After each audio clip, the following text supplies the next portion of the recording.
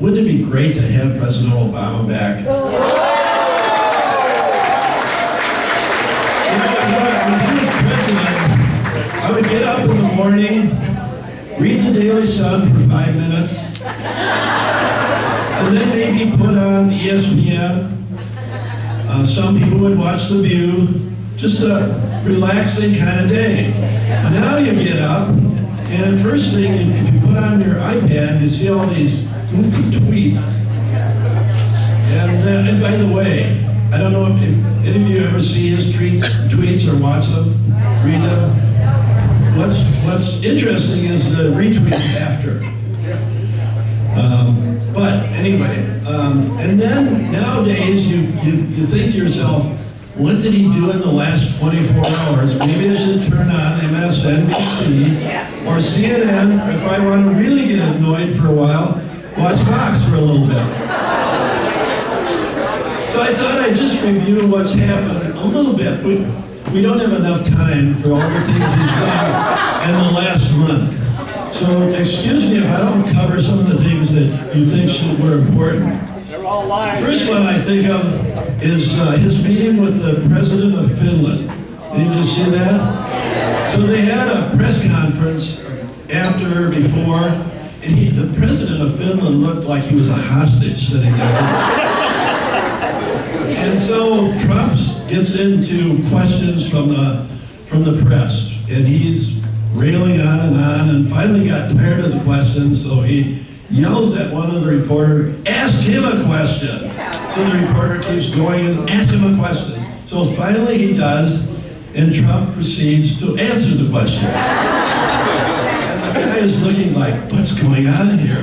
And Trump tried to, I don't know, grab him or something, he pushed his hand away. And you know, my wife is Finnish, and Finnish people are wonderful. We had a Finnish exchange student a number of years ago, and we remained close to her.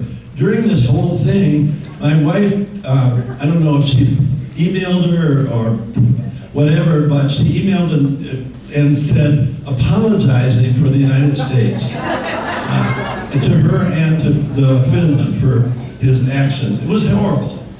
That was the highlight of his month as I looked at it. Then there was the thing about China where he says to China, find out what you can about Biden. He didn't deny it, but people like Rubio said, he's just kidding. And then the worst thing that he's done is this whole Ukraine disaster. And what has happened to those people? Doing it on his own without any seemingly input from anyone else. Without any input from anyone else. Then, you know, he can't ever admit he made a mistake. So what did he come up with? They weren't there with us at Normandy. And then one of the late night persons said, well, I don't think they were at Bunker Hill either.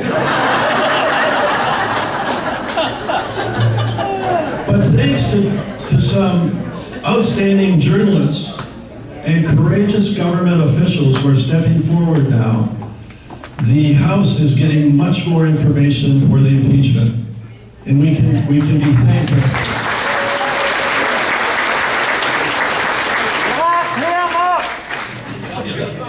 So then the last thing that I'll speak about is the Minneapolis rally. That was awful. I'm not going to go into the things he said because I don't think we should honor him with that. But his comments were described as buffoonish, juvenile, repulsive, and deranged. That doesn't say everything about what he did and said. I mean, if anyone else in any other position would have been, you know, fired by now or whatever.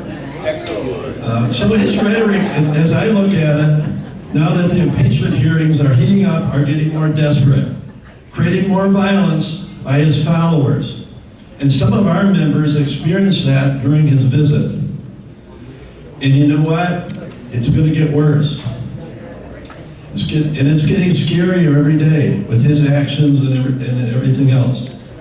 So can you think of how he will act if he gets reelected? So my advice is don't get down in the gutter with his followers or try to get them to change. But also, we're not going to be intimidated by them. Each of us, I would say one other thing as far as his followers. This is just between us. I think Hillary was right. Some of his followers are deplorables. So,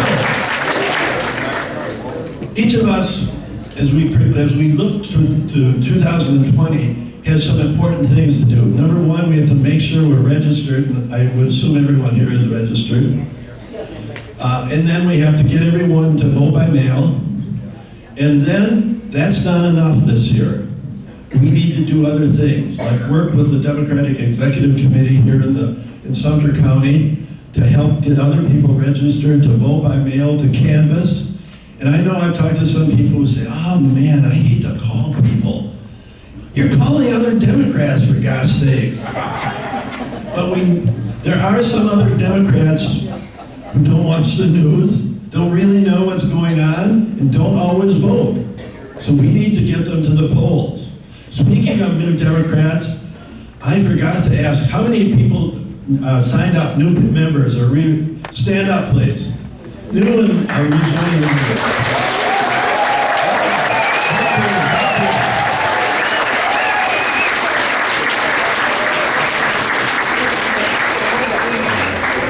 Welcome. You are now members of the largest Democratic club in the state of Florida.